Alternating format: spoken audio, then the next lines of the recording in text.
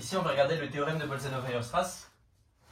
Qu'est-ce qu'il dit ce théorème? Il dit que si j'ai une suite qui vit dans le segment 0, 1,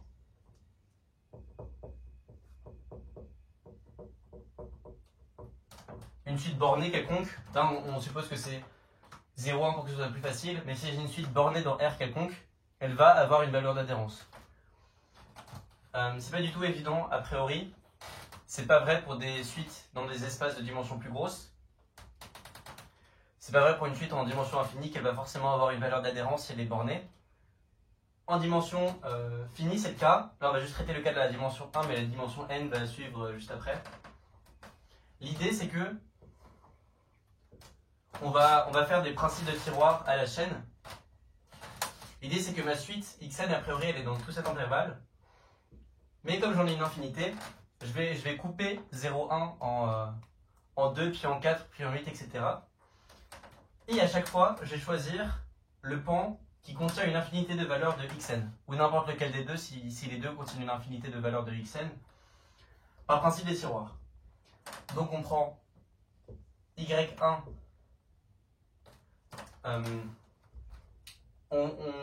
on va procéder par extraction successive. On va construire phi1 tel que x phi n soit dans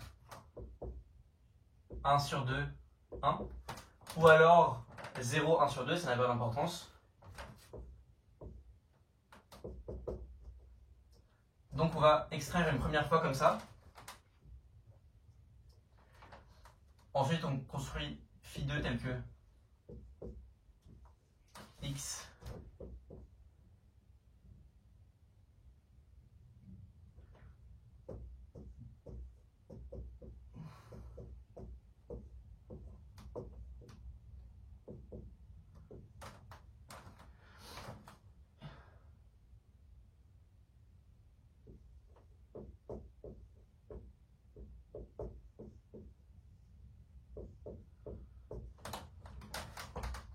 et à partir de cette suite qui a valeur dans 1 sur 2, 1, on recommence, on recoupe l'espace en deux et on va extraire pour garder que les termes qui sont d'un pan ou de l'autre, suivant lequel contient une infinité de termes xn.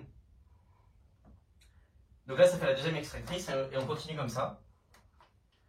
Ça va nous construire une suite d'extractrices indicée par n.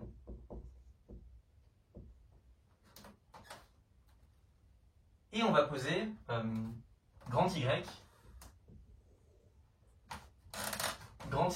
la limite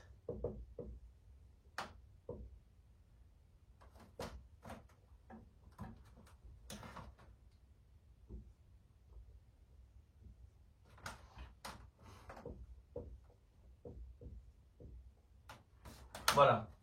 Donc ces points, je les ai choisis dans des segments qui étaient emboîtés les uns des autres. Disons par exemple qu'on choisit ici, puis là, puis là.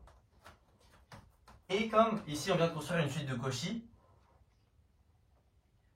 puisque deux segments consécutifs ne sont différents que d'une puissance de 2, et bien la suite des segments de gauche, qui est LK sur 2 puissance K, va converger. On peut nommer Y sa limite. Et en fait, si je pose psi de n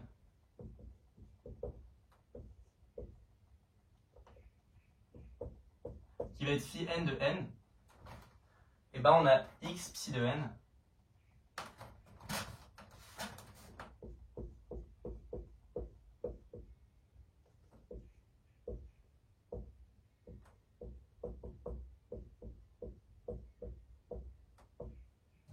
voilà. Comme toutes les extractrices,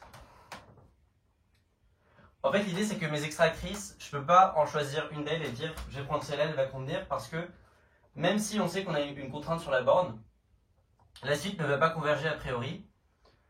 Donc ce qu'on fait, c'est qu'on fait une nouvelle extractrice qui à la nème étape va chercher la nème extractrice que j'ai construite ici et prendre son nème terme. En fait on peut prendre n'importe quel terme de l'extractrice. Nous, ce qui nous importe, c'est qu'il sera dans le segment qu'on veut. Ici, c'est ce que j'ai écrit, x psi de n, on va avoir un contrôle dessus par rapport à n. on prend n'importe lequel, mais comme psi, il faut que ce soit une extractrice, c'est-à-dire que il faut qu'elle tende vers plus l'infini, qu'elle soit strictement croissante, et ben il faut que psi de n soit assez gros, c'est pour ça qu'on l'appelle phi de n, comme ça on sait que c'est plus grand que n. Voilà, donc ça nous a construit une suite qui est bornée par la suite ln sur 2 puissance n et ln plus 1 sur 2 puissance n. Les deux vont tendre vers y, et donc on a ce qu'on veut, on a que x psi de n tend vers y. À la nème étape, xn va être dans le nème segment emboîté. Comme la limite de gauche converge de ces segments et que la limite de droite est très proche de la limite de gauche, x va converger, ce qui montre qu'on a une valeur d'adhérence pour la suite x.